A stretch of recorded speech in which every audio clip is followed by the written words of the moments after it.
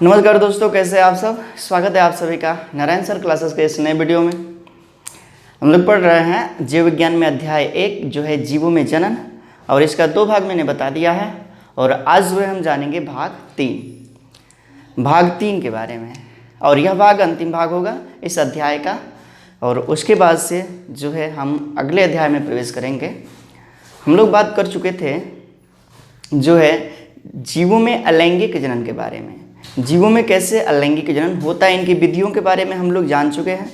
उसके बाद से पौधों में किस तरह से अलैंगिक जनन होता है, यानी कि कायिक प्रवर्धन या कायिक जनन यानी कि वेजिटेटिव रिप्रोडक्शन, ये भी हम जान चुके हैं। आज हम जानेंगे लैंगिक जनन के बारे में।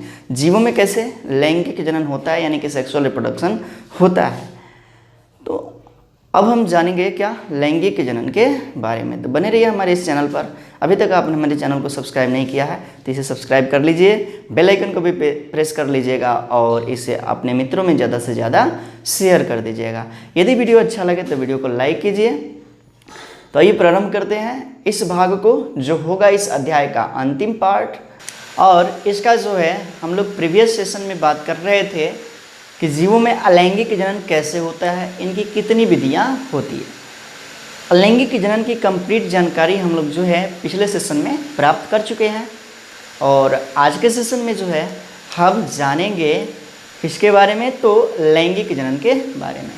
जीवों में जनन यानी कि जीवों में कैसे जनन होता है, इसी के बारे में इस अध्याय में पढ़ा जाता है। और वही हम लोग पढ़ रहे हैं जिसमें कि हम लोग अलैंगिक जनन की बात कर चुके हैं। जीवों में अलैंगिक जनन कैसे होता है, इस सेशन में हम बात करेंगे लैंगिक जनन के बारे में, यानी कि सेक्सुअल रिप्रोडक्शन के बारे में। लैंगिक जनन, लैंगिक जनन, इससे बोला जाता है सेक्सुअल रिप्रोडक्शन। हमने इसके बारे में बताया हुआ है, सेक्सुअल रिप्रोडक्शन। सबसे पहली बात हम जान लेते हैं कि सेक्सुअल रिप्रोडक्शन में कितने जीवों की आवश्यकता होती है। तो सेक्सुअल रिप्रोडक्शन में 2 जीवों की आवश्यकता होती है। वो भी 2 जीव क्या होंगे, तो एक दूसरे के विपरीत होंगे। विपरीत, विपरीत का मतलब क्या, 2 लिंग, 2 जीव के भाग, यानी कि एक नर होगा और दूसरा क्या होगा, मादा होगा। यानी कि नर और मादा 2 जीवों की आवश्यकता होती हैं। किसके लिए, तो लैंगिक जनन के लिए। ठीक, तो एक है नर भाग और दूसरा है मादा भाग। दूसरा क्या है, तो मादा भाग, नर भाग और मादा भाग। ये जो होते हैं द्विगुणित होते हैं। इनकी जो कोशिकाएं होती हैं द्विगुणित। द्विगुणित क्या होता है बताएं हम खूब अच्छे से, आप लोगों को याद होना चाहिए। याद है तो लिखिए कमेंट पे। ठीक, दूसरा है क्या, तो ये भी होगा द्विगुणित, दोनों द्विगुणित। अब इनमें होता है अर्धसूत्री विभाजन। नर भाग में भी अर्धसूत्री विभाजन होगा, मादा भाग में भी अर्धसूत्री विभाजन होगा, जिसके फलस्वरूप अगुणित युग्मनज का निर्माण होगा। अगुणित युग्मक का निर्माण होगा। गेमीट का, ये क्या है, तो युग्मक है। अगुणित युग्मक का निर्माण होगा। ये कौन सा होगा, तो नर युग्मक होगा। और ये कौन सा होगा, तो मादा युग्मक होगा। नर और मादा युग्मकों के संयोजन से, नर और मादा युग्मकों के संयोजन से युग्मनज बनता है। युग्मनज यानी कि जाइगोट, यानी कि जाइगोट। अब देखिए यहाँ से एक एन आ रहा है, यहाँ से एक एन आ रहा है, तो फिर से क्या हो गया, द्विगुणित हो गया, यानी कि डिप्लॉयड हो गया। यानी कि युग्मनज कैसा होता है, तो द्विगुणित होता है, यानी कि डिप्लॉयड होता है। यहाँ तक बात समझ में आई कि जीवों में लैंगिक जनन के लिए कितने जीवों की आवश्यकता होती है, 2 जीवों की, एक नर भाग और दूसरा मादा भाग। नर भाग में विभाजन होता है अर्धसूत्री विभाजन, और मादा भाग में अर्धसूत्री विभाजन होता है, जिसके परिणाम स्वरूप जो है नर युग्मक और मादा युग्मकों का निर्माण होता है। नर और मादा युग्मक जुड़ते हैं तो युग्मनज बनता है, यानी कि जाइगोट बनता है। और इसी के विकास से नई संतति की उत्पत्ति होती है। इसी के विकास से क्या होता है, नई संतति की उत्पत्ति होती है। यहाँ तक बात क्लियर है। अब देखिए यहाँ पे नर और मादा युग्मकों के संयोजन को निषेचन कहा जाता है। निषेचन आगे हम बताएंगे निषेचन क्या होता है। इसको इंग्लिश में बोला जाता है फर्टिलाइजेशन। फर्टिलाइजेशन निषेचन क्या होता है हम आगे इसके बारे में अभी वर्णन करेंगे। ठीक, यहाँ तक बात समझ में आई कि लैंगिक जनन है क्या, ये जो है आप स्पष्ट रूप से जान गए होंगे। अब हम आगे बढ़ेंगे और जानेंगे द्विलिंगी और एक लिंगी जीव के बारे में। द्विलिंगी जीव क्या होते हैं, इसको इंग्लिश में बोला जाता है बाईसेक्सुअल। ये क्या है, तो वह जीव जब एक ही प्राणी पर नर और मादा दोनों जननांग उपस्थित हो, नर और मादा दोनों भाग उपस्थित हो, जब एक ही प्राणी पर नर व मादा दोनों भाग उपस्थित हो तो ऐसे जीव द्विलिंगी कहलाते हैं। जब एक ही प्राणी पर नर और मादा दोनों भाग उपस्थित हो तो ऐसे जीव क्या कहलाते हैं, तो ऐसे जीव द्विलिंगी कहलाते हैं। जैसे कि केचुआ हो गया, लीच हो गया, स्पंज हो गया। केचुआ, लीच, स्पंज ये कैसे जीव है, तो द्विलिंगी जीव है। अब बात कर लेते हैं एक लिंगी जीव की। एक लिंगी मतलब क्या, एक लिंगी इसका क्या मतलब, यूनिसेलुलर। एक लिंगी का मतलब क्या है, तो यूनिसेलुलर। ये कैसे जीव होते हैं, तो वे जीव जिसका नर और मादा भाग अलग अलग जीव शरीर पर उपस्थित हो, यानी कि नर अलग प्राणी हो और मादा अलग प्राणी हो, तो ऐसे जीव एक लिंगी जीव कहलाते हैं। क्या मतलब कि जब नर व मादा अलग अलग प्राणियों में पाया जाए, जब नर व मादा अलग अलग प्राणियों में पाया जाए तो ऐसे जीव जो है कहलाते हैं एक लिंगी। ठीक, जैसे कि स्थलीय जीव, बहुत से ऐसे जीव हैं जिसको कि हम एक लिंगी जीव कहेंगे क्योंकि उसमें नर और मादा जो है अलग अलग होते हैं। इतनी बात समझ में आई। तब हम आगे बढ़ेंगे और जानेंगे कि लैंगिक जनन जीवों में किस प्रकार से होते हैं, कितने घटनाओं में कंप्लीट होती हैं, यानी कि लैंगिक जनन में होने वाली घटनाएं। यहाँ तक हो गया तो स्क्रीनशॉट ले सकते हैं। चलिए आगे जानेंगे।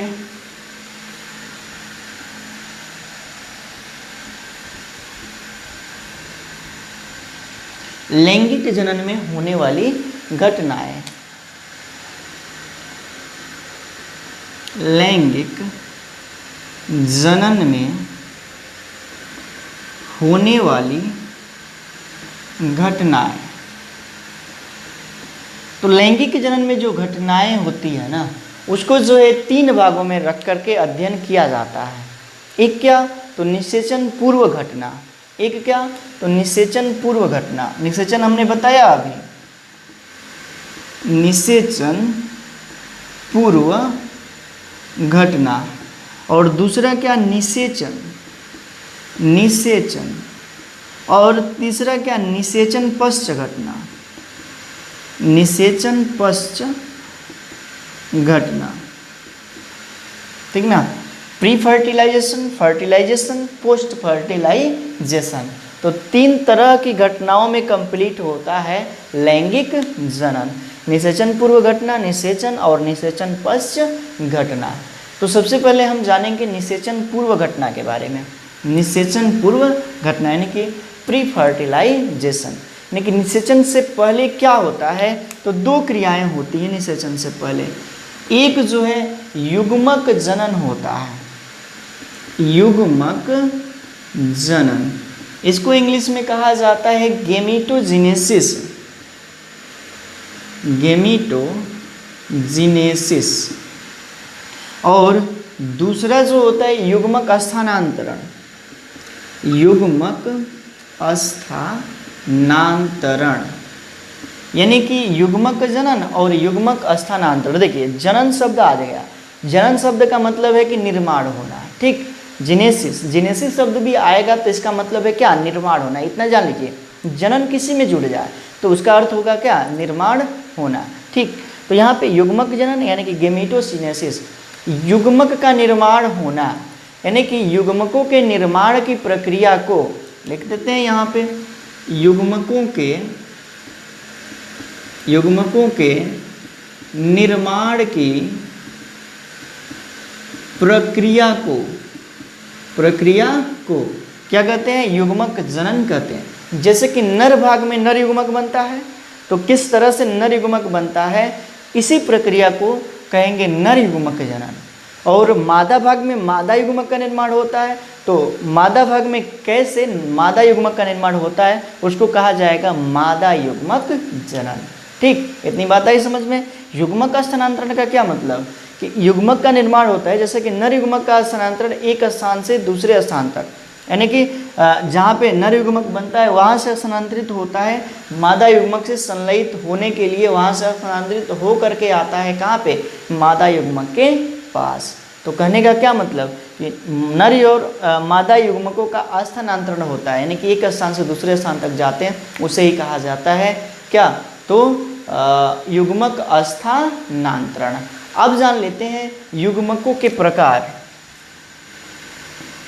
युग्मकों के प्रकार देखिए, तो मुख्य रूप से 3 प्रकार के जीवों में युग्मक पाए जाते हैं। एक को कहा जाता है समयुग्मकी, दूसरे को कहा जाता है असम युग्मकी और तीसरे को कहा जाता है विषम युग्मकी। 3 प्रकार के युग्मक पाए जाते हैं। एक को कहते हैं सम युग्मकी, इसको बोला जाता है इंग्लिश में आइसोगेमस। उसके बाद से दूसरा है असम युग्मकी, इसको बोला जाता है एनाइसोगेमस। उसके बाद से तीसरा होता है विषम युग्मकी, सम युग्मकी आइसोगेमस, असम युग्मकी एनाइसोगेमस और तीसरा होता है विषम युग्मकी यानी कि ओओगेमस। तो 3 प्रकार के युग्मक जो है जीवों में देखने को मिलते हैं। अब जो है इन्हीं युग्मकों के बारे में हम बारी बारी से अध्ययन कर लेते हैं, कौन सा कितना कैसा होता है।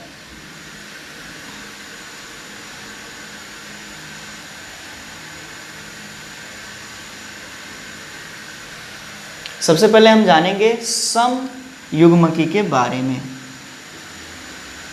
सम युग्मकी, इसको बोला जाता है आइसोगेमस।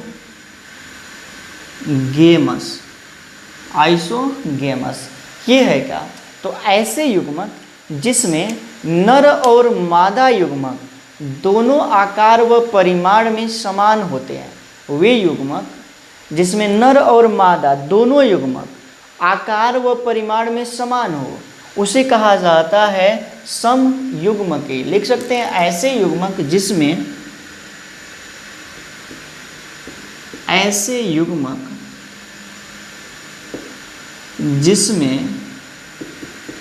नर व मादा युग्मक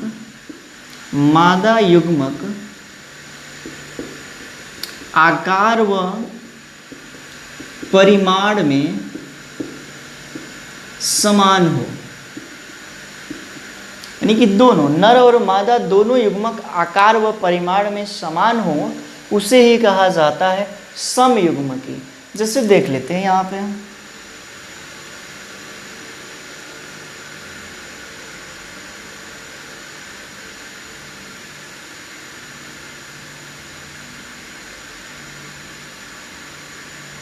ये 2n और ये 2n, ये जो है एक नर युग्मक है और ये जो है क्या है, मादा युग्मक है। नर युग्मक है और मादा युग्मक है। ये जो है इसका कशाभिका है, कशाभिका। इंग्लिश में बोला जाता है इसे फ्लैजिला, फ्लैजिला यानी कि कशाभिका। ठीक, तो दोनों नर और मादा युग्मक आकार में भी समान है और परिमाण में भी समान है। ठीक, यानी कि ये दोनों में कशाभिका है या दोनों में कशाभिका नहीं रहेगा। ठीक, उसके बाद से क्या होता है कि इन दोनों युग्मकों का संयोजन होगा।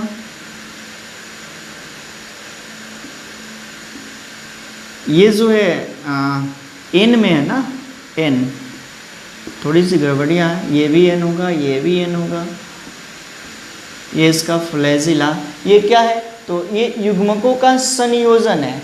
उसके बाद से इसके परिणाम स्वरूप जो है क्या बनता है, तो युग्मनज बनता है, यानी कि 2n का निर्माण होता है।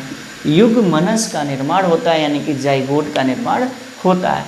जैसे कि क्लेमाइडोमोनास है, यूलोथ्रिक्स है। उदाहरण क्लेमाइडोमोनास,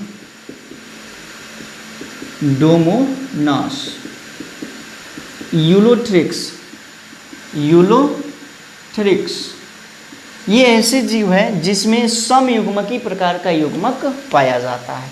ये तो फ्लैजिला वाले हैं, लेकिन अकशाभिका वाले, ये कशाभिका वाले हैं। अकशाभिका वाले का उदाहरण हो जाएगा क्या, तो अकशाभिका वाले का उदाहरण हो जाएगा स्पायरोगायरा, स्पायरोगायरा।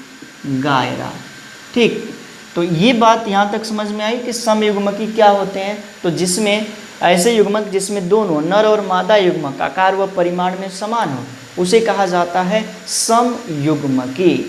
अब बात करेंगे किसका, दूसरा जो है क्या, असमयुग्मकी। असमयुग्मकी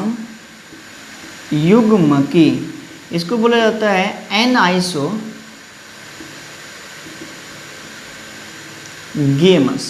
एनाइसोगेमस।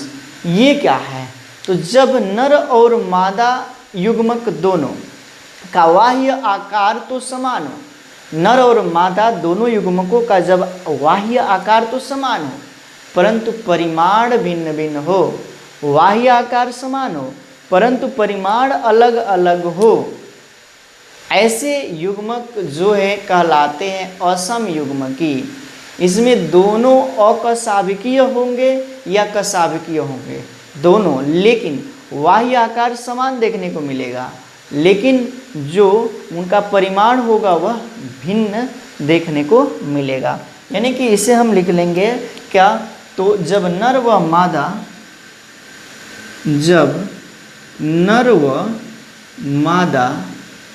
दोनों बाह्य आकार में समान हो परंतु उनका परिमाण क्या हो, भिन्न हो, तो ऐसे युग्मक कहलाते हैं असमयुग्मकी। ऐसे युग्मक कौन से कहलाएंगे, तो असमयुग्मकी। जैसे देखिए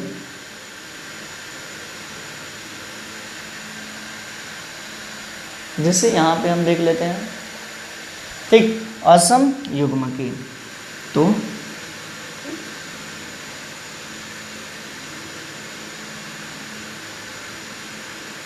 ये जो है मादा युग्मक है, मादा युग्मक, और ये जो है क्या है, नर युग्मक है, नर युग्मक। ये मादा युग्मक हुआ और ये जो है क्या, नर युग्मक। युग्मक मतलब एन। उसके बाद से आगे क्या होगा, दोनों का संलयन होगा, युग्मकों का संलयन। यहाँ पे देखिए क्या है, तो दोनों का संलयन हुआ और संलयन से क्या बनेगा, तो जाइगोट का निर्माण होगा, यानी कि युग्मनज का निर्माण होगा। ये क्या है, तो युग्मनज है, युग्मनज है। अब देखिए यहाँ पे आकार दोनों देखने में समान है, दोनों फ्लैजिला युक्त है, ठीक, और उसके बाद से आकार भी देखने में समान है, लेकिन परिमाण इसका भिन्न है। एक बड़ा है तो एक छोटा है। मादा युग्मक बड़ा है तो नर युग्मक क्या है, छोटा है। तो इसका परिमाण क्या है, भिन्न है। तो ऐसे युग्मक को कहा जाएगा असम युग्मकी, यानी कि एनाइसोगेमस। जब नर व मादा दोनों बाह्य आकार में समान हो, दोनों युग्मक बाह्य आकार में समान हो, परंतु उनका परिमाण भिन्न भिन्न हो, तो इसे हम लोग कहते हैं क्या, तो असम युग्मकी, असम युग्मकी। ठीक, इसका एग्जाम्पल देख लेते हैं, उदाहरण देख लेते हैं। तो क्लेमाइडोमोनास ब्राउनी, इसका उदाहरण हो जाएगा क्लेमाइडोमोनास ब्राउनी। ठीक, इतनी बात आई समझ में। दोनों युग्मक आया समझ में, असम युग्मकी और सम युग्मकी और असम युग्मकी। तो यहाँ तक स्क्रीनशॉट लीजिए, उसके बाद से हम आगे बढ़ते हैं। चलिए अब हम तीसरा जान लेते हैं, जो है क्या, विषम युग्मकी।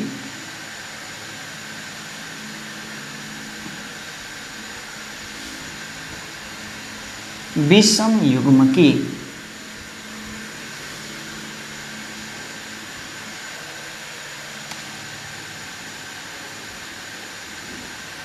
विषम युग्मकी, इसको बोला जाता है इंग्लिश में ओगेमस,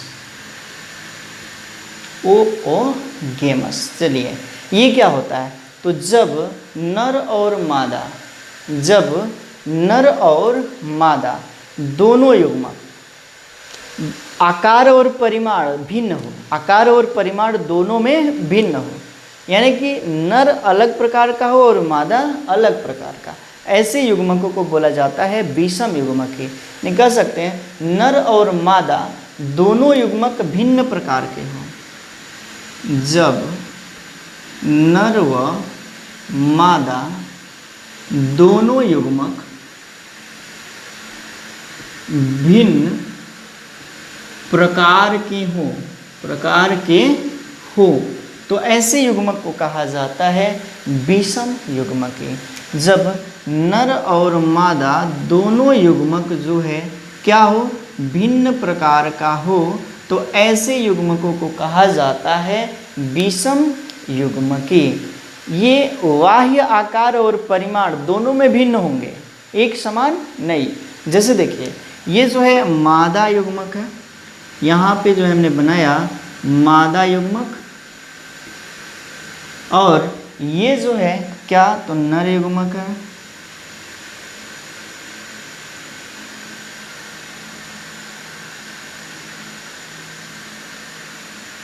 ये जो है क्या है, तो नर युग्मक है, ये नर युग्मक, ये मादा युग्मक और यह जो है नर युग्मक है। इसके एग्जाम्पल क्या क्या है, तो कारा है, उडोगोनियम है, कारा, उडोगोनियम।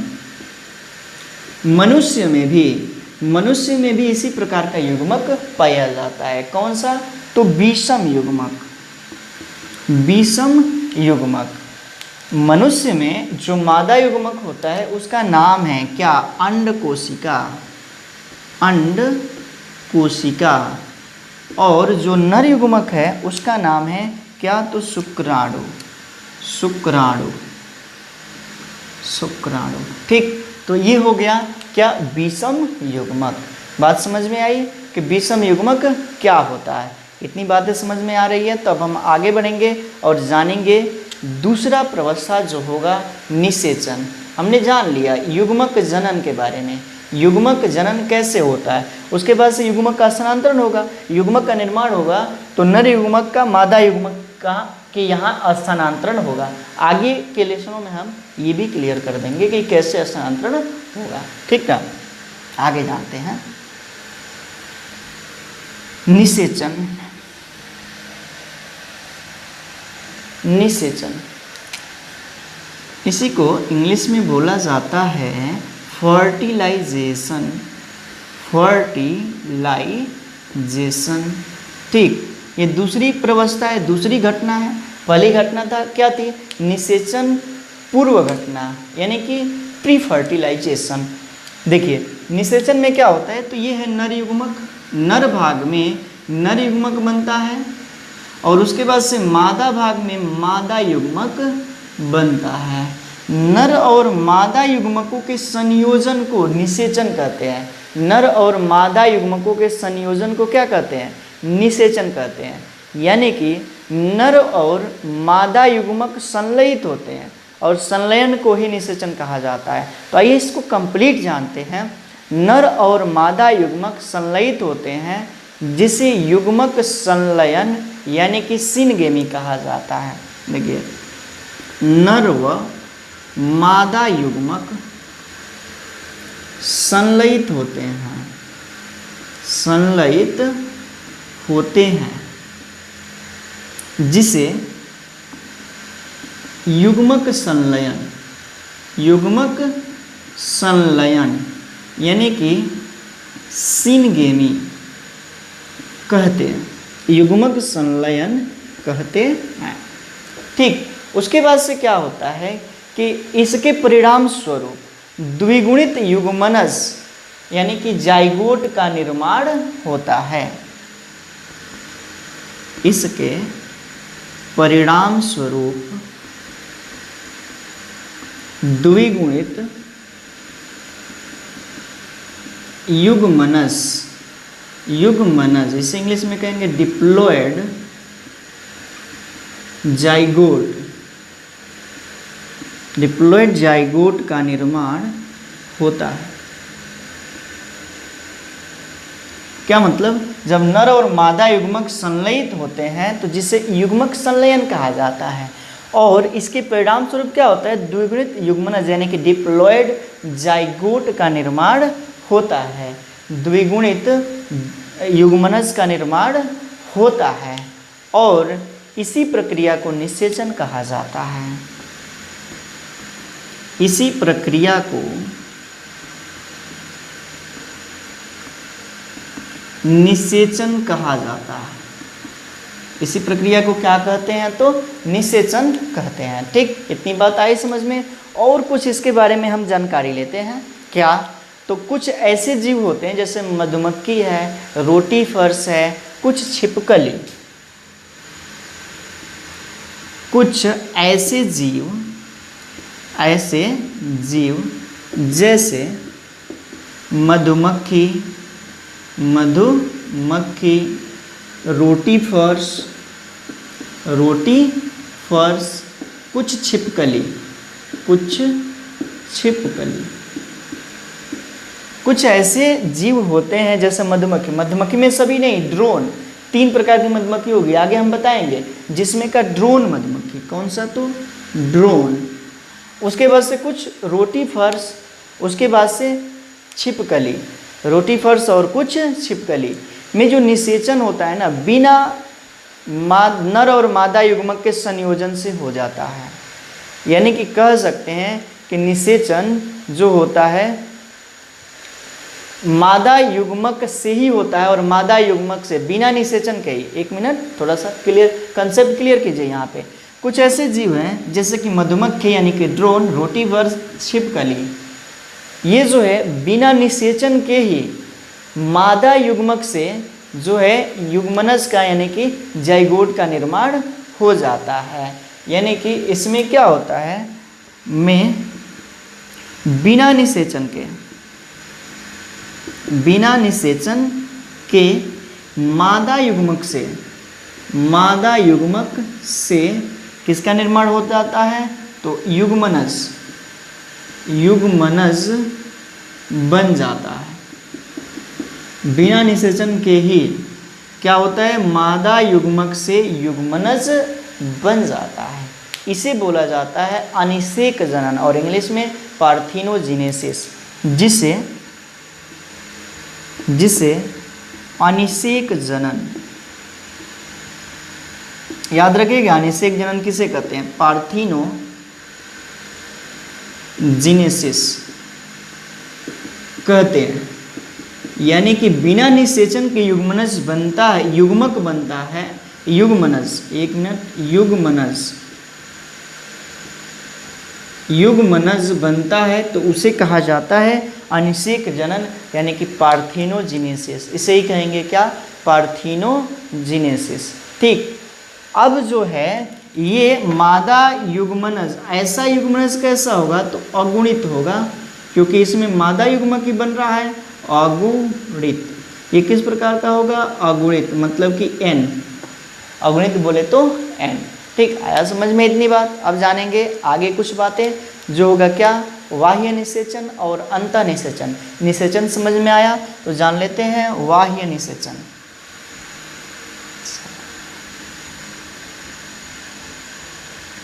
बाह्य निषेचन,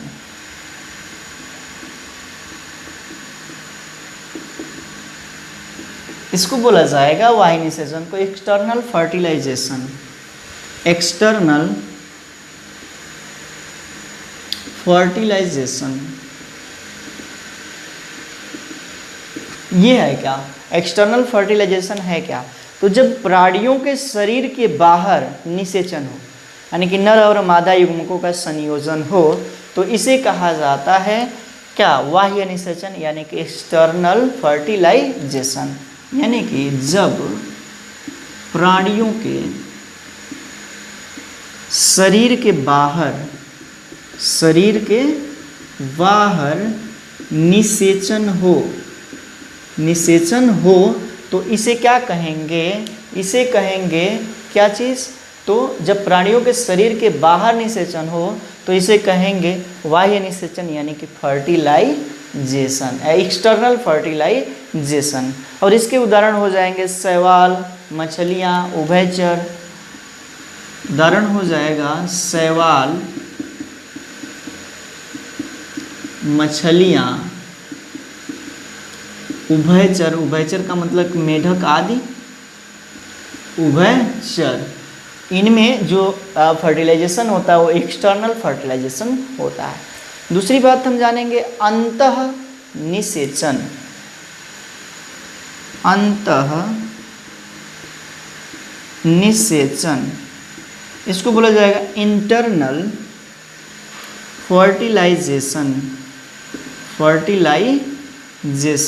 ये है क्या, तो जब शरीर के भीतर निषेचन हो,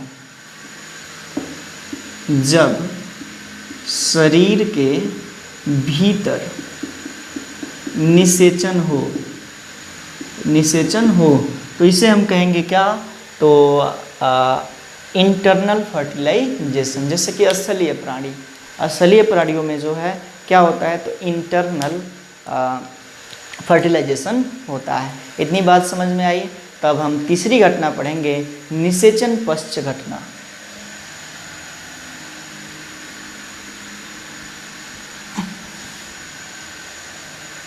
निषेचन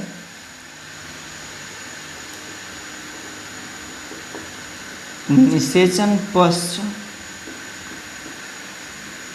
घटना, यानी कि इसी को इंग्लिश में बोला जाता है पोस्ट फर्टिलाइजेशन, पास्ट फर्टिलाइजेशन। ठीक, तो निषेचन पश्च घटना क्या है, तो निषेचन की क्रिया में युग्मनज बनता है, युग्मनज। देखिए ये जो है एक युग्मनज है, इसमें एक सेल है। अब इसमें होता है समसूत्री विभाजन, समसूत्री, युग्मनज बन गया तो जो विभाजन होगा वो होगा समसूत्री विभाजन। मतलब यह ऐसा ही और कोशिका बनाएगा, 1 से 2, 2 से 4, 4 से 8, इस तरह से बहुत सारी कोशिकाओं का निर्माण कर लेगा। और इन सभी कोशिकाओं के समूहों को एक नाम दे दिया जाता है, क्या, भ्रूण। क्या कहा जाता है, आगे चल करके ये सभी क्या कहलाएंगी, भ्रूण कहलाएंगी, एम्ब्रियो।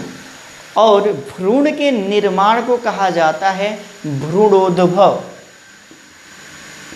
भ्रूणोद्भव। भ्रूण के निर्माण को क्या कहा जाता है, तो भ्रूणोद्भव कहा जाता है। और इसे इंग्लिश में बोला जाता है एम्ब्रियोजेनेसिस,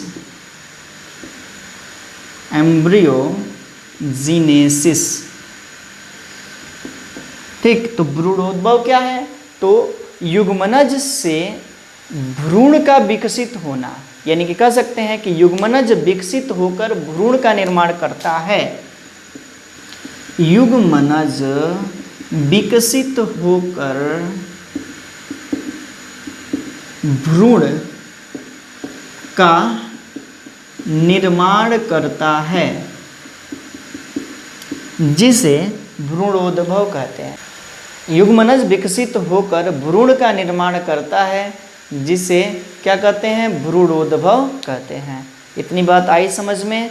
तो अब हम कुछ और जानेंगे, युग्मनज का विकास कहाँ कहाँ हो सकता है और उसे किस किस नामों से जान सकते हैं। युग्मनज का विकास है। तो सबसे पहले हम जानेंगे क्या? तो अंडप्रजक।